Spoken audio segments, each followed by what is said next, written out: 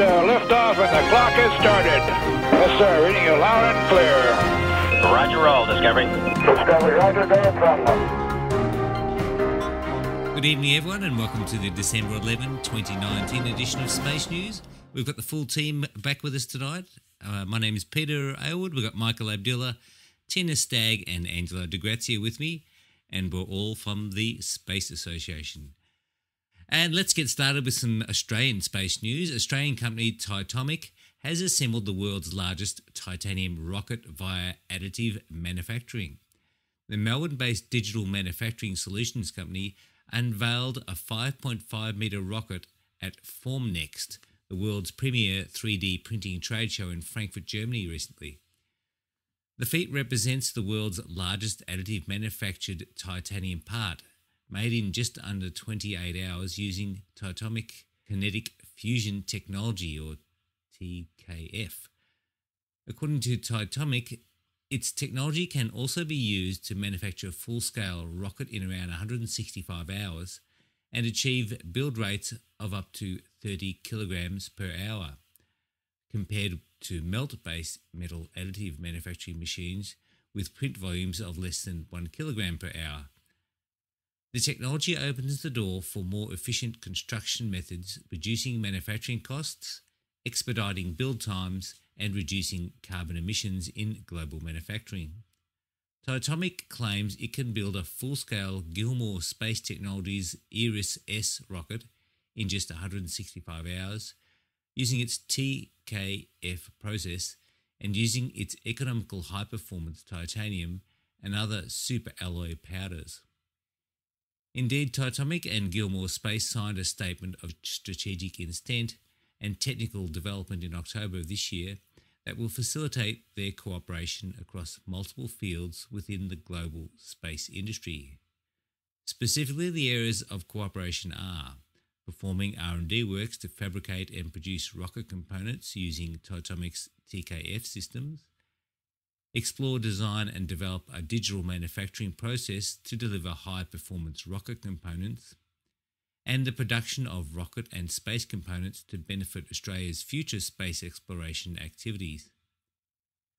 Managing Director Jeff Lang said with titanium powder rapidly falling in price, Australia was now at the forefront of a worldwide manufacturing revolution based on additive techniques. And over in New Zealand, Rocket Lab successfully launched several small sats last Friday in a mission that also tested the ability to recover the Electron's first stage. The Electron lifted off from the company's New Zealand launch site and placed 7 small sats into low Earth orbit. Those satellites include one from a Japanese company intended to create artificial meteor showers and 6 Pocket Cube satellites for a variety of technology demonstrations. The Electron's first stage was upgraded for this mission with technologies to enable it to make a guided re-entry, and the company said initial results of that test looked promising, as the company plans to eventually recover and reuse the stage. The launch was the 6th and final Electron mission of this year. And over to you, Tina. Thanks, Peter. And in US space policy news, NASA Administrator Jim Bridenstine made a plea to Congress last week to provide full funding and quickly for its human-rated lunar lander program. Bridenstine told a Capitol Hill luncheon he wanted the $1 billion NASA sought for the lunar lander program in order to keep multiple companies involved in the early stages of the program, mitigating potential cost increases down the road. Bridenstine warned that if Congress waited too long to fund the lander program, it would not be possible to meet NASA's 2024 deadline for returning humans to the moon. NASA and the rest of the federal government are funded by a continuing resolution that runs out on December 20. And in International Space Station news, a Soyuz rocket launched a Progress cargo spacecraft to the International Space Station last week. The Soyuz 2.1A rocket launched from the Baikonur Cosmodrome. The spacecraft, carrying nearly 2,500 kilograms of cargo, was scheduled to dock with the International Space Station on Monday. And a Dragon cargo spacecraft also headed to the ISS after a launch on Thursday. A SpaceX Falcon 9 lifted off from Cape Canaveral, flying a mission designated CRS-19. It was to arrive at the station on Sunday with its payload of more than 2,600 kilograms of supplies and experiments. The Falcon 9's second stage was scheduled to perform an extended 6-hour coast after deploying the Dragon to demonstrate its capabilities for other customers. The extra performance needed for that in-orbit demonstration required the first stage to burn longer, leading to a successful drone ship landing rather than a return to landing zone 1 at the Cape. Astronauts successfully installed a new coolant pump for a cosmic ray detector on the ISS during a spacewalk last week. Andrew Morgan and Luca Parmitano spent a little more than 6 hours outside the station in the third of a series of spacewalks to repair the Alpha Magnetic Spectrometer, or AMS, instrument. The two spacewalkers installed a new pump module and hooked up coolant lines to it. The new pump will enable continued operations of the AMS, which was installed on the exterior of the station in 2011 to monitor cosmic rays. Meanwhile, NASA is still figuring out how to squeeze in 3 spacewalks sometime in the next 2 months to complete station repairs. NASA has 1 more spacewalk remaining to wrap up the replacement of the AMS instrument, as mentioned earlier, but another 2 spacewalks are needed to complete replacement of batteries for the station's power system, work that started in October but was put on hold after a battery charging unit malfunctioned. With the busy schedule of visiting vehicles this month, NASA is aiming for a narrow window in January to perform the spacewalks. That window will close in early February when the station's crew drops to 3.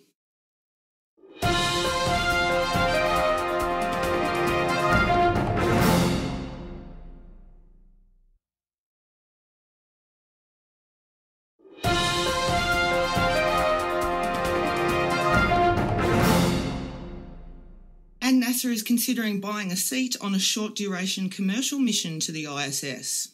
In a recent procurement filing, NASA solicited white papers from interested companies who would be willing to sell a seat on a dedicated commercial mission to the ISS, lasting up to 30 days. NASA's new low Earth orbit commercialisation policy allows for 2 such dedicated commercial flights a year to the ISS, starting in 2020, as part of efforts to eventually transition to commercial space stations. But the agency hadn't previously said it could be a customer for those flights. NASA said it was interested in buying a seat in order to perform research that can complement long-duration missions to the space station. And to NASA's SLS and Orion program, the new head of NASA's human spaceflight programs says the Space Launch System is absolutely mandatory for getting humans back to the moon by 2024. At a town hall meeting last week, Doug Lavero rejected views that the SLS was competing with commercial vehicles like New Glenn or Starship that promised to be less expensive. Lavero said both the SLS and commercial vehicles would be needed to achieve NASA's aims. NASA Administrator Jim Bridenstine, also appearing at the meeting, dismissed an estimated cost of $2 billion per SLS launch, saying the vehicle's launch cost would probably be less than half that, depending on negotiations for a long-term production contract. The meeting marked Lavero's start at NASA as the new Associate Administrator for Human Exploration and Operations. And over to Michael. Thank you, Tina, and let's turn to NASA planetary and space science missions. Scientists have published the first results from NASA's Parker Solar Probe mission. The results were published in the journal Nature from data the spacecraft collected during close approaches to the Sun. The data has provided new insights into the solar wind, including its formation, as well as how some solar wind particles are accelerated into high-speed spikes, likened to rogue waves at sea. Scientists said the result should lead to better predictions of solar storms. And over to Angelo. Thanks, Mike. Let's go to US Air Force and other military news. The Air Force expects launch activity under its current contracts to increase next year. Robert Bonjovi, Director of the Air Force's Space and Missile Systems Center, Launch Enterprise, said he expected between 8 and 11 national security launches to occur next year by SpaceX and United Launch Alliance, up from the 4 that took place this year. But he said the 2020 manifest was very much in flux, especially because most of the launches were scheduled in the latter part of the year and payloads might not be ready in time. The director of the National Reconnaissance Office says staying ahead of China is a major priority for him. In his first meeting with reporters since becoming director 5 months ago, Chris Scalise said China's advances in space were a major concern for him, saying they are putting spacecraft up very quickly and we have to stay ahead. China is likely to continue leading the world in orbital launches next year. An official with China Aerospace Science and Technology Corporation said he expected his company, the main space contractor in China, to perform about 30 launches in 2020. That total would include a lunar sample return mission, China's first Mars mission, and the launch of the first element of a Chinese space station. China has conducted 29 launches to date in 2019, with several more expected before the end of the year, well ahead of the 23 launches by the US so far this year. Okay, moving on to Russia. NASA astronaut Nick Hague has been awarded a Russian medal in recognition of his aborted trip to the International Space Station last year. Roscosmos chief Dmitry Rogozin gave Hague the Order of Courage medal at a ceremony outside Roscosmos's headquarters last week, near a new monument commemorating the Soyuz MS-10 mission. Hague was recognised for courage and high professionalism during the flight when a launch vehicle problem 2 minutes after liftoff last October triggered the Soyuz abort system, which brought the capsule down safely in Kazakhstan. Hague and Alexei Ovchinin got to fly to the station on another Soyuz mission earlier this year. Over to you, Mike. Thank you, Angelo. And let's turn to China. China's Yutu-2 lunar rover has now racked up nearly 350 metres on the moon's surface. Officials with the China National Space Administration said last week the rover and the Chang'e 4 lander had wrapped up their 12th lunar day and continue to be in good condition. Yutu-2 has travelled 345 metres on the surface since landing in early January. Moving to India. A NASA orbiter has spotted the crash site of India's first lunar lander. NASA last week released images of the crash site, which, in comparisons with images taken prior to the attempted landing in September, clearly showed debris and soil disturbed by the impact. But ISRO chief K. Sivan pushed back against the claims. Sivan told reporters ISRO had, in fact, spotted where the lander was on the surface just days after the attempted soft landing, pointing to a brief statement released by ISRO on September 10. However, ISRO has not released any images or other data to substantiate that claim, in sharp contrast to the images from NASA's Lunar Reconnaissance Orbiter showing the crash site. And moving to South Korea. A South Korean lunar orbiter mission is in jeopardy because of a disagreement with NASA. South Korea decided in September to change the orbit of the mission, scheduled for launch in 2022, from a circular one 100 kilometres above the lunar surface to an elliptical one that varies from 100 to 300 kilometres high to accommodate the spacecraft's growing mass. NASA, which is a partner on the mission, told South Korea the revised orbit wasn't acceptable, since it would not be possible for NASA to achieve its science goals in the revised orbit. That has left South Korean scientists worried that the partnership might fall apart, causing the mission to be cancelled. And back to you, Angelo. Okay, let's talk commercial space and SpaceX. SpaceX is halting some work on Starship prototype development in Florida.